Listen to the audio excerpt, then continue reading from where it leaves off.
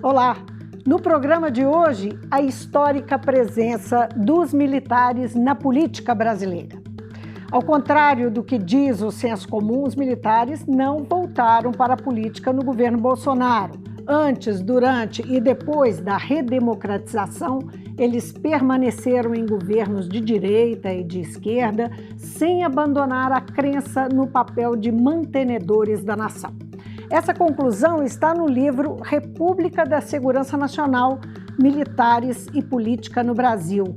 O autor, que está conosco hoje, é o cientista político Rodrigo Lentes, pesquisador sênior do Observatório sobre Defesa e Soberania Nacional do Instituto Tricontinental de Pesquisa Social. Bem-vindo, Rodrigo, mais uma vez ao Mundo Político. Olá, Vivian, é uma satisfação voltar aqui ao programa. Rodrigo, o livro aponta para uma presença permanente de militares na política, né? Existe um marco inicial? Eu acho que, inclusive, o Oliveiras Ferreira, que eu cito no livro, ele coloca o marco de 1821, ainda antes da Declaração da Independência Brasileira, quando é a primeira vez que os militares, as forças ali armadas, ainda coloniais, resolvem se insubordinar ao poder político da época, que era o ministro Conde dos Arcos.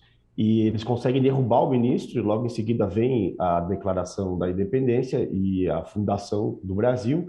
E a partir daí há um processo que eu não vou chamar linear, pelo contrário, um processo bastante de idas e vindas, mas que paulatinamente os militares foram ascendendo ao poder político, seja nas funções de segurança interna, mantendo o regime escravocrata, sejam atuando nas elites políticas monárquicas. Aqui a grande figura é o Duque de Caxias, que atualmente é o patrono do Exército, e que ele era um senador conservador e, ao mesmo tempo, um comandante militar. Então, há todo um processo que se inicia, eu acho que essa é a data que a gente poderia tomar como início, tanto de militarização da política como de politização dos militares, né? E o auge desse processo histórico, sem dúvida nenhuma, é a proclamação da República, com a primeira vez que duas ditaduras militares ordenam inicialmente a República Brasileira. E a partir daí, essa tem sido a tônica do nosso poder político e da nossa representação institucional. Quando você diz que é 1821, a gente pode dizer que os militares na política são mais antigos do que o próprio Estado brasileiro. Eu acho que a gente poderia citar, não diria dessa maneira, que eles são mais antigos. Eu acho que a fundação do Brasil nasceu com a participação dos militares na política pela formação histórica autoritária, escravocrata, colonial do Brasil. Mas essa tese, inclusive, de que o Exército existe antes do Brasil, ela é inclusive reivindicada pelo Exército hoje como a data de fundação do Exército, com a Batalha de Guararapes, lá em 1648, se não me recordo essa data, em que brancos, portugueses, negros escravizados e indígenas se juntam para defender a nação contra o invasor holandês. E a partir daí se fundaria tanto o exército como a nacionalidade, muito antes, inclusive, do próprio Estado Nacional. Então, essa é uma mitologia que tenta justificar, a partir da socialização e de mecanismos institucionais, essa posição superior do Exército em relação a qualquer outra coisa que exista de organizada na sociedade, inclusive o próprio povo. Agora, Rodrigo, você diz que os militares não deixaram o poder com a redemocratização. Quer dizer, aquela história de que eles voltaram para a caserna não é uma história verdadeira, que eles só, digamos, trocaram o papel que eles iam exercer no poder. Como é que é essa história? Que leitura você faz desse papel que os militares têm pós-redemocratização do país, quer dizer, terminado o golpe, o período de transição e a redemocratização? A volta dos militares é a volta de quem nunca foi, né? Então, essa frase conhecida, eu acho que explica bastante o que a gente tem vivido, né? E o que aconteceu pós-85. A gente viveu uma transição completamente pactuada, sem nenhum tipo de ruptura com diversas estruturas autoritárias, sem prestação de contas, tanto dos atores do Estado como das instituições que quebraram a ordem constitucional, impuseram um regime autoritário e com práticas de graves violações de direitos humanos, e a partir dali, vamos chamar aqui, nós passamos 21 anos com os militares dirigindo o poder em aliança com os civis, e a partir dessa, que foi promovida uma grande reforma dentro do Estado Nacional. Essa reforma a gente poderia se remeter a partir de 1930, que é um processo de modernização, mas também de centralização e de construção do que eu chamo de um Estado de segurança nacional.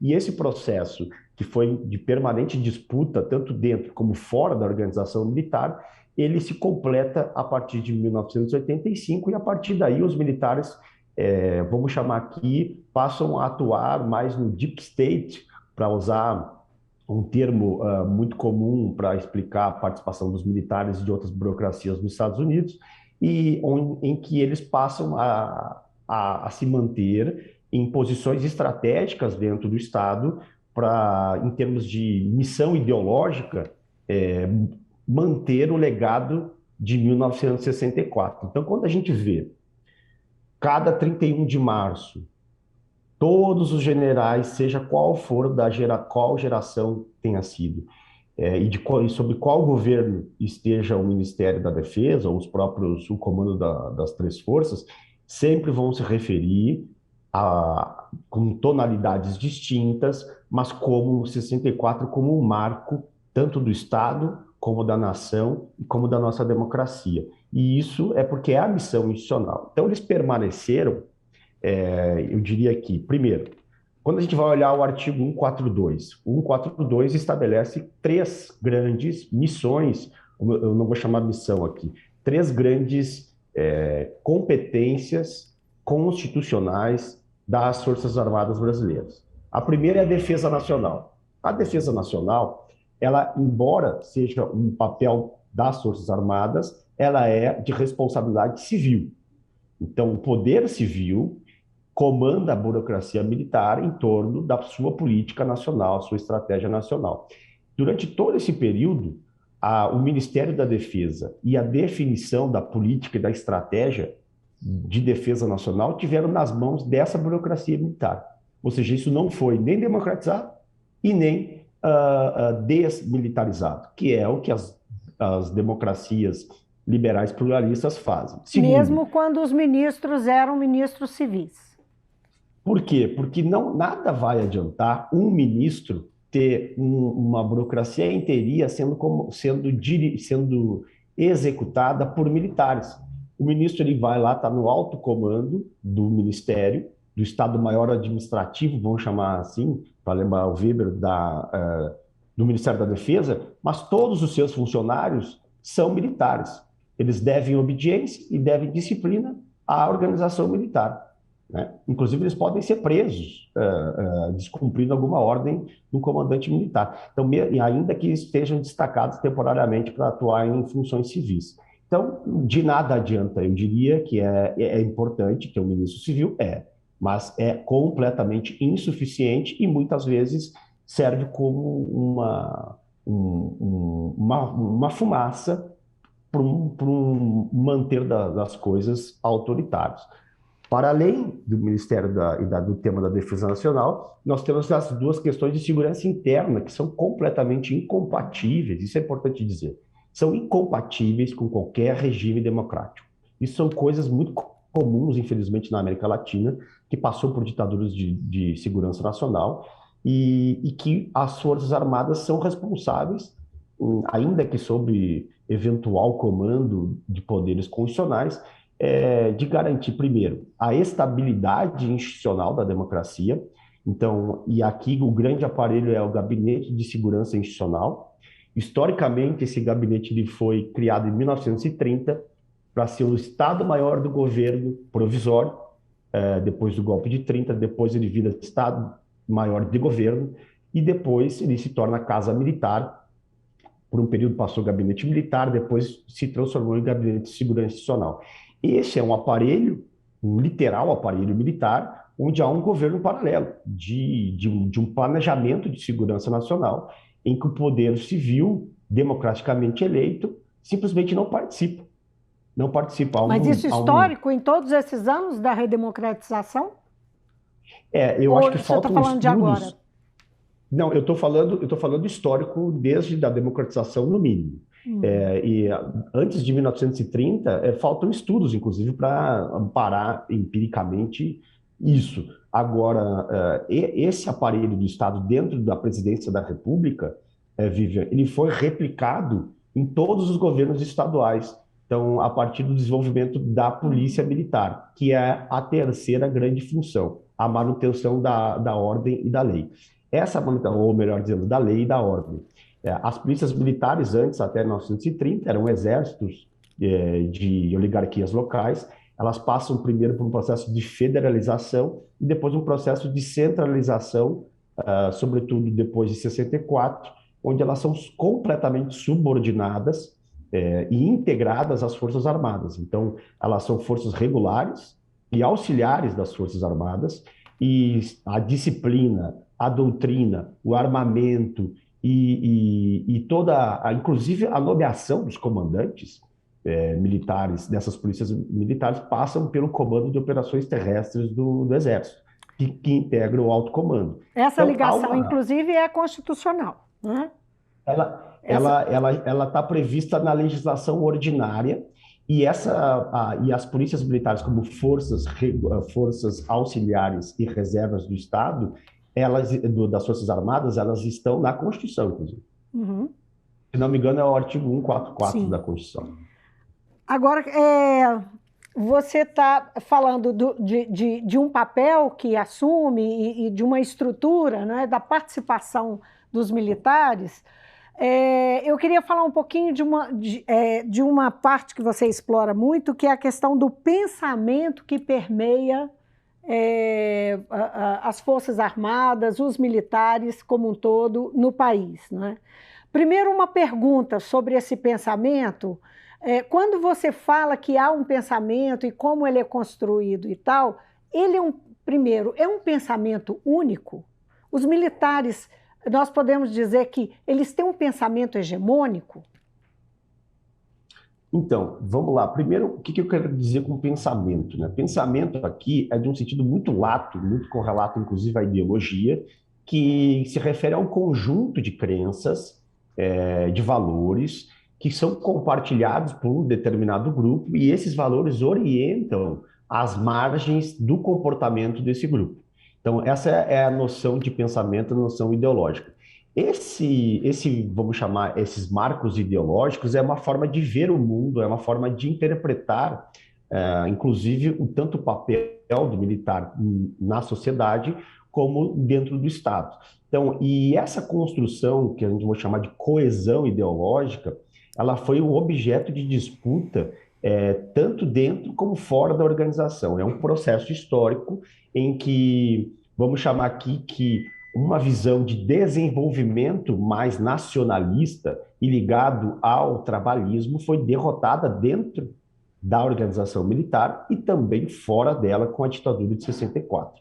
E institucionalmente demorou-se mais quase 20 anos, ou seja, desde a fundação da Escola Superior de Guerra em 48 até o primeiro documento que se estabelece esse marco ideológico de ação política, de uma doutrina de ação política institucional, que foi em 74. Então, nós temos aí um período bem extenso de desenvolvimento e construção de uma coesão ideológica que, a partir daí, passa a ser atualizada conforme as mudanças conjunturais. Mas há uma coesão do ponto de vista de como se vê o mundo.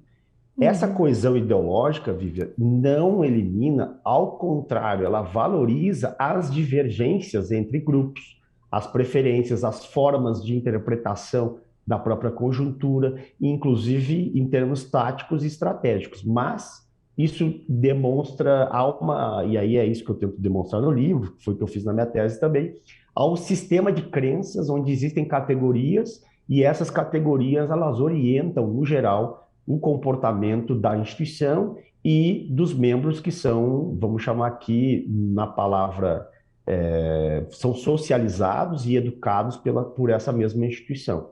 Então, respondendo, não é que existe um pensamento único, existe uma ideologia hegemônica que, inclusive, ela exerce hegemonia sobre eventuais outras ideologias que circulam na sociedade e que são muito monitoradas pelas Forças Armadas dentro da organização. Quando você fala monitoradas, são monitoradas como?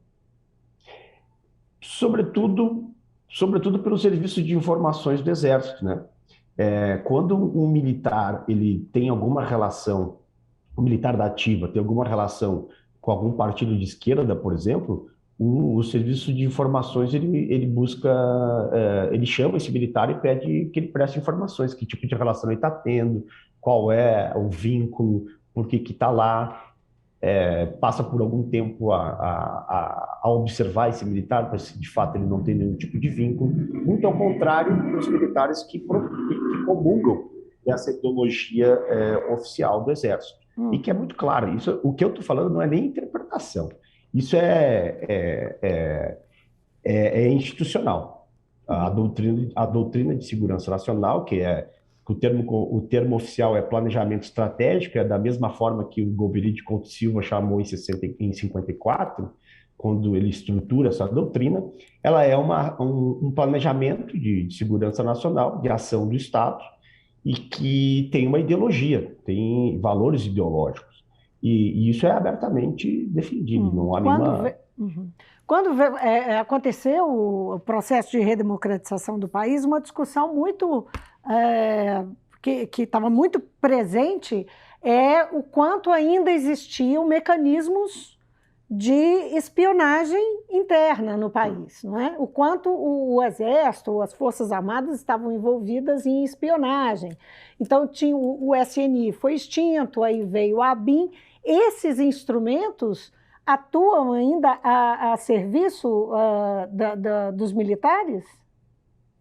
Então, eu vou falar aqui de uma maneira mais ampla do ponto de vista assim, institucional, né? Claro que eu não tenho elementos empíricos de pesquisa para testar essa hipótese, mas pela formação institucional do Estado depois de 88, essas mudanças, tanto com o fim do SNI e a criação da ABIN, e posteriormente, depois de 2016, uma recentralização da inteligência do Estado brasileiro conectada com os serviços de informações das Forças Armadas, eu não tenho dúvida nenhuma de que esses serviços são, vamos chamar aqui, integrados aos serviços de inteligência do Exército, da Marinha e da Aeronáutica, e por uma série de razões, mas o fato é que isso é entendido, e é bom deixar claro isso é entendido como a competência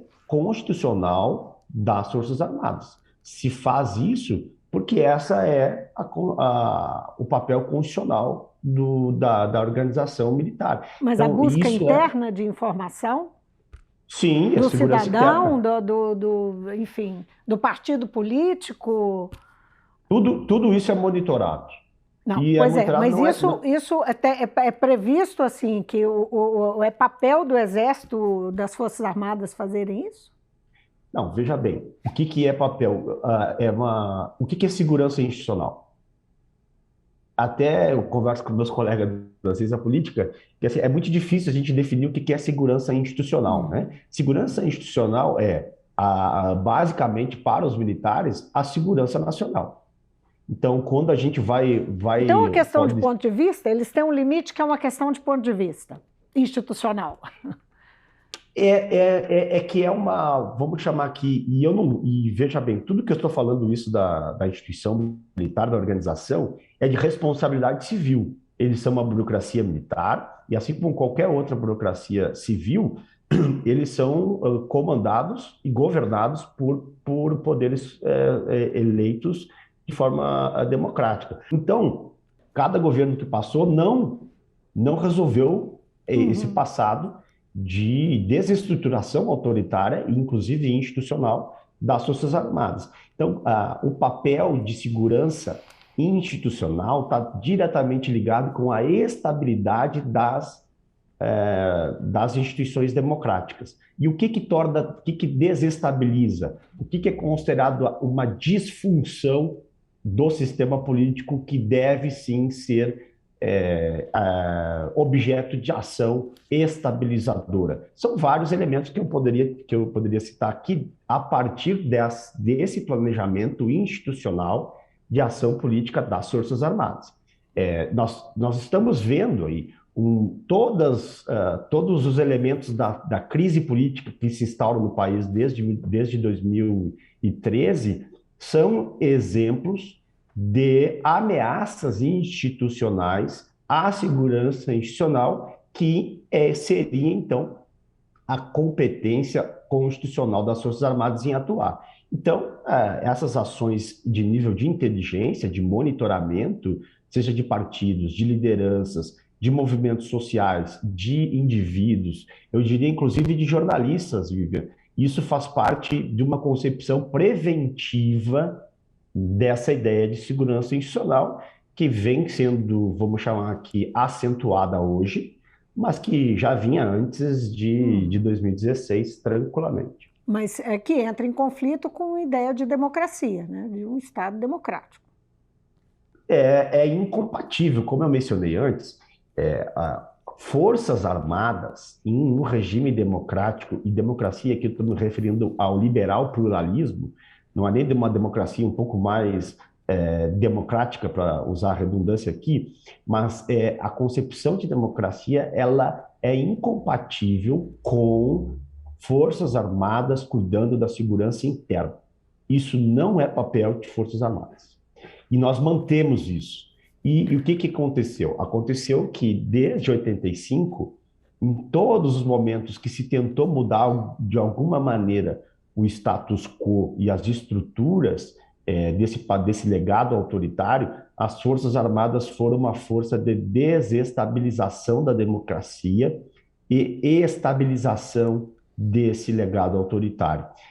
Se não teve o que nós estamos vendo hoje, é porque foram vários elementos de conjuntura, vários elementos, inclusive, de habilidade política do poder civil, ou ainda ausência de disposição e de força de enfrentar esse tipo de força desestabilizante que são as Forças Armadas no Brasil.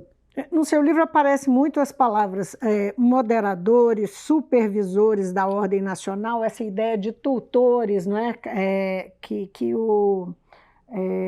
os próprios militares têm, né, que está no pensamento, a forma como eles se veem, né? A estruturação na estruturação do pensamento aparece muito esse papel. Tá certo? Correto dizer isso? Eu não diria que na estruturação do pensamento especificamente as Forças Armadas são colocadas, porque são colocadas como a força mantenedora, a força moderadora. Isso é muito mais de uma interpretação de como se organizam os poderes, as expressões do poder nacional. Então, essa doutrina tem uma visão que até a década de 80 estabelecia 4 poderes, ou 4 expressões de poderes dentro da nossa nacionalidade. Uma é o poder político, que envolve os 3 poderes constitucionais. A segunda expressão de poder é a expressão militar, ou seja, as organizações militares e a instituição, no geral militar, se entende como um poder relativamente autônomo ao poder político. Fora isso, tem o poder econômico, o poder psicossocial, que nós poderíamos chamar de cultural, e a partir aí do final da década de 80, início de 90, se há uma quinta expressão, que é o poder de ciência e tecnologia. Até a década de 90, essa doutrina de ação política estipulava que nenhum desses poderes exercia uma preponderância em relação a outro. Tanto é que, inclusive, algum poder comandava e dirigia a depender das ameaças e vulnerabilidades que a nacionalidade, os objetivos nacionais estavam sofrendo. A partir da década de 90, essa doutrina prevê que deve sim haver uma preponderância do poder político, mas veja bem, olha, vejam essa palavra, preponderância. Isso significa que, a depender de determinada conjuntura, que ameace os objetivos nacionais, que é a concepção ideológica central dessa doutrina, ou um outro poder, um outro centro de poder das expressões pode eventualmente dirigir de forma temporária o poder político. O que eu estou Então, é a querendo dizer aqui? presunção da supervisão, não é? Das ações e dos movimentos políticos do país. É uma previsão da possibilidade de um golpe de Estado, em resumo. É mais ou menos isso. E a interpretação, digamos, esse papel mantenedor, papel de tutela, a palavra, né, é a tutela mesmo das Forças Armadas, ela vem de uma interpretação da história brasileira, da formação da história brasileira. E que é uma interpretação em que vislumbra as Forças Armadas como sucessores do poder moderador da monarquia. Vivian, não é incomum a gente observar as Forças Armadas reivindicando o legado monárquico. Nós vamos viver, inclusive, agora aos 200 anos da Declaração da Independência, e os militares, vamos chamar aqui, reivindicam esse passado como parte da formação democrática da nossa nacionalidade. Um passado escravocrata e ainda reivindicado por essa burocracia militar e por esse pensamento que vai alimentando uma visão conservadora e ideológica da nossa formação histórica. Agora, quando você fala nossa formação histórica, você está falando do povo brasileiro. Não é só como os militares se veem, mas aí eu chamo a atenção para o quanto as Forças Armadas são uma instituição bem avaliada entre a população, não é? Em que medida essa população reconhece neles esse papel que eles preveem de serem supervisores, de serem tutores do resto da sociedade? Ótimo ponto. Isso não é nada espontâneo, por evidente, né? A legitimação de uma burocracia militar como, vamos chamar aqui, uma instituição que a população confia e deposita uma imagem de honestidade e de competência, ela é construída socialmente, né? Nós temos uma cultura autoritária a partir dessa formação da nacionalidade brasileira, e nós temos vamos chamar aqui, uma produção do consentimento do domínio.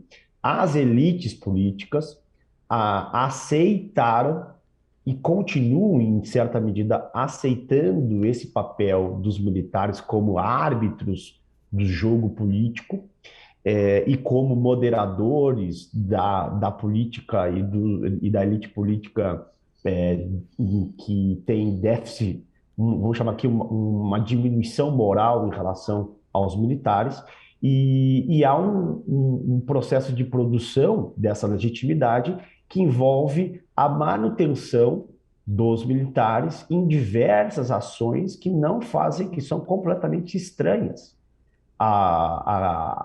vamos chamar, as atribuições de Forças Armadas na democracia. Então, a gente está falando desde levar caminhão-pipa de água em lugares remotos que não têm acesso ao saneamento básico, nós estamos falando de atuação na defesa civil, nós estamos falando de bombeiros, nós estamos falando de segurança pública, nós estamos falando de FAB cuidando do espaço aéreo, Marinha cuidando da Polícia Marítima, nós estamos falando de militares dentro do setor educacional.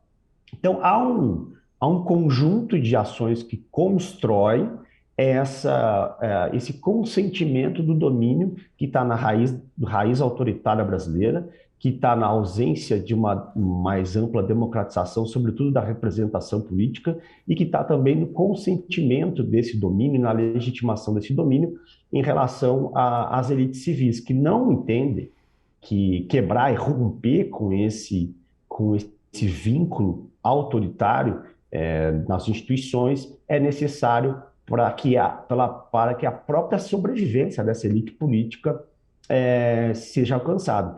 É muito interessante ver que em 2016 houve uma série de civis que se juntaram aos militares, ainda que nos bastidores, para alcançar o poder, e logo com a esperança de que eles logo em seguida assumissem esse poder, e não foi isso que aconteceu. Isso historicamente também se repete.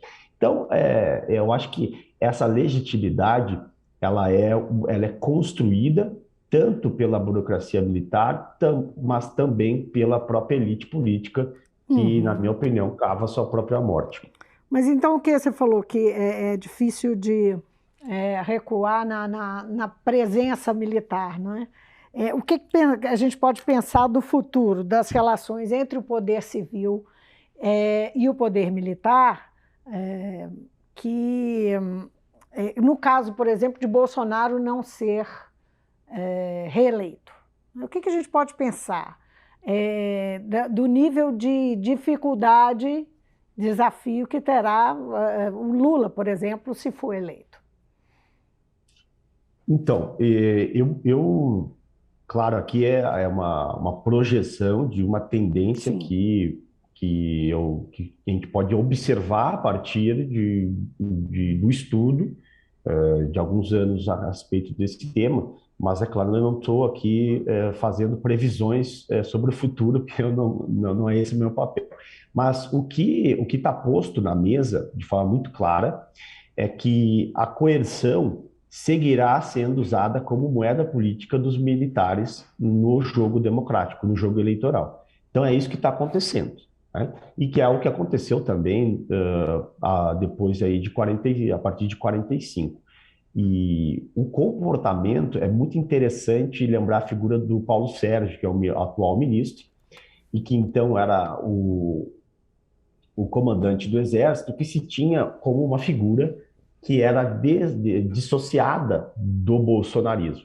E agora se observa o Paulo Sérgio completamente alinhado à estratégia, vamos chamar aqui a tática do Bolsonaro para se manter no poder, questionando o resultado e o próprio sistema eleitoral como um todo. Então, eu espero, primeiro, que vai haver um período grande de instabilidade, eu projetaria isso, e as instituições e as lideranças políticas já perceberam isso, para bem da democracia. E qual é a grande demanda? A grande demanda é neutralizar essa força desestabilizadora da democracia. Então, existem mecanismos institucionais. Os militares, embora detenham o poder das armas, isso significa um poder importante, eles não podem tudo, então eles precisam de legitimidade e de apoio, seja no andar de cima, que são as elites, sobretudo econômica, política e internacional, e eles também dependem de apoio popular para uma solução autoritária, que recentemente a gente viu, tem 10% da população, segundo, se não me engano, o Datafolha, que apoiaria um golpe de Estado para o Bolsonaro não sair do poder, mas então existem 90% que não apoiam. Então, que esse é um dado importante. Então, anular essas duas grandes possibilidades de ação e de solução autoritária para a transição de poder no Brasil é fundamental. E, posteriormente, nós temos o desafio de garantir a posse do presidente eleito pelo povo, a partir do sufrágio universal, e depois de garantir essa posse, é que ele possa governar dentro da institucionalidade. Agora, eu diria que as Forças Armadas elas precisam prestar contas e serem fiscalizadas como a burocracia e como a elite política é. Então, nada mais, nada menos do que qualquer outra instituição de Estado, né? Então, nós temos ainda uma relação muito pouco clara, para não dizer outra coisa, do poder econômico, sobretudo na área de defesa, com a alta burocracia militar. A gente viu que quando ocuparam um cargo de grande visibilidade pública, que foi o Ministério da Saúde, diversos vícios e problemas da relação entre público e privado também foram observados dentro do Exército e dentro dessa burocracia.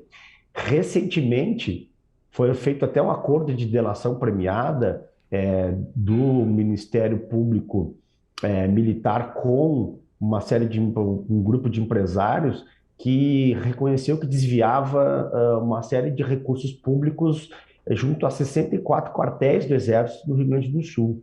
Então, na compra do rancho, que é a alimentação diária da tropa. Então, esse tipo de fiscalização de legalidade, de eficiência, de moralidade, de impessoalidade, de publicidade, que são os princípios da administração pública, precisam também serem direcionados para as Forças Armadas para que elas não se alimente esse mito de superioridade militar em relação às autoridades civis, que é um mito construído justamente para legitimar esse comportamento autoritário das Forças Armadas em determinadas conjunturas. Rodrigo, essa conversa aqui podia ir longe, mas o tempo acabou. Queria agradecer muitíssimo a sua participação. Eu que agradeço, Vivian. Convido a todos e todas a conferirem o livro. Ele está disponível para venda, mas também em PDF. E estou aqui à disposição para novas entrevistas. O livro é República da Segurança Nacional, Militares e Política no Brasil. Obrigada outra vez. Conversei com o cientista político Rodrigo Lentes, que lançou esse livro. Novamente, anota aí o nome, vale a pena. República da Segurança Nacional, Militares e Política no Brasil. Nós falamos sobre a presença histórica dos militares na política, o que eles pensam, defendem, e esse perfil dos militares, de generais a soldados. Obrigada pela companhia e até amanhã.